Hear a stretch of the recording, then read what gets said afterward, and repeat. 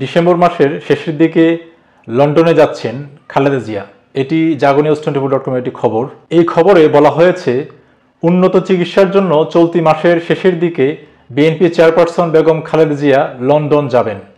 এজন্য আগামী 21 ডিসেম্বর মুক্তিযোদ্ধা সমাবেশ স্থগিত করা হয়েছে।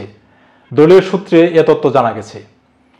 19 ডিসেম্বর বৃহস্পতিবার সকালে গুলশানে বিএনপি চেয়ারপারসনের রাজনৈতিক কার্যালয়ে সংবাদ সম্মেলনে দলের মহাসচিব মির্জা ফখরুল ইসলাম আলমগীর মুক্তিযোদ্ধা সমাবেশ স্থগিত হওয়ার এ তথ্য জানান। জানা গেছে 21 ডিসেম্বর মুক্তিযোদ্ধা সমাবেশে অংশ নেওয়ার কথা ছিল বিএনপি চেয়ারপারসনের, তবে তার শারীরিক অসুস্থতার কারণে এই আয়োজন স্থগিত করেছে মুক্তিযোদ্ধা দল। লন্ডনে চিকিৎসা শেষে খালেদা জিয়া সুস্থ হওয়ার পরই অনুষ্ঠানের আয়োজন করা হবে।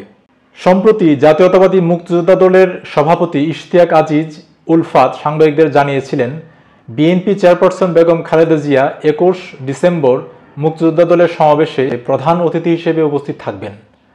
এর মাধ্যমে দীর্ঘ 7 বছর পর এই প্রথম রাজনৈতিক কর্মসূচিতে যোগ দিতে যাচ্ছেন তিনি।